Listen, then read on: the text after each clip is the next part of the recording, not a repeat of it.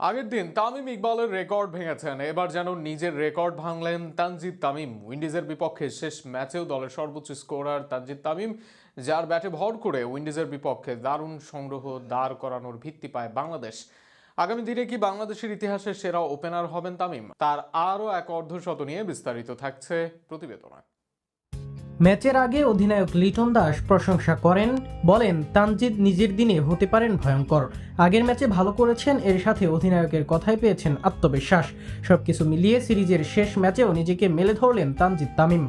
West ইন্ডিজের বিপক্ষে ম্যাচে আবারও দলের সর্বোচ্চ রান সংগ্রাহক তানজিদ তামিম। আগের ম্যাচে টি-20তে তামিম ইকবালের অর্ধশতকের রেকর্ড ভেঙেছেন।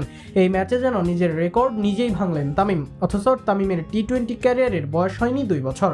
এর মাঝেই মাত্র 42 ম্যাচেই তুলে নেন 10ম অর্ধশতক। যেভাবে খেলে যাচ্ছেন তাতে ক্যারিয়ার শেষে হতে পারবেন বাংলাদেশের ইতিহাসের সেরা। অন্তত 20 ওভারের এই ফরম্যাটে সেরা হবার পথে আছেন তানজিদ তামিম। ঘষামাজা করলে সেরা হতে পারবেন সাদা বলের ক্রিকেটের সেরাদের একজন।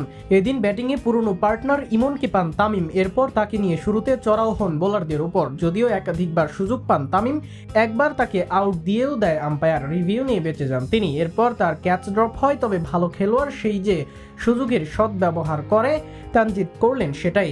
শুরুতে বাউন্ডারি হাঁকালেন, মাঝে কিছুটা ধরে খেললেন, তবে সুযোগ পেয়ে আবারও রানের খাতা বাড়িয়ে নিলেন।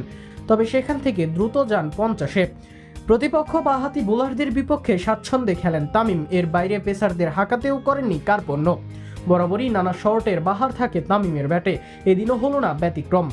সুইপ, ডাউন দ্য গ্রাউন্ড, পুল, কাভারের উপর দিয়ে 6 সবই মেরেছেন তামিম।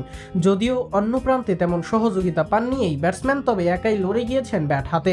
শুরু থেকে নেমে তামিম একা খেলে গিয়েছেন শেষ পর্যন্ত। শেষ ওভারে ফিরে গিয়েছেন শতক থেকে 11 রান দূরে থেকে।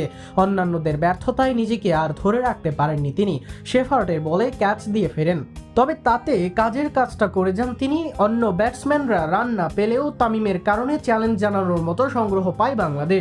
তবে এরপরও সেঞ্চুরির আক্ষেপটা ভালোভাবেই থাকবে এই ব্যাটসম্যানের।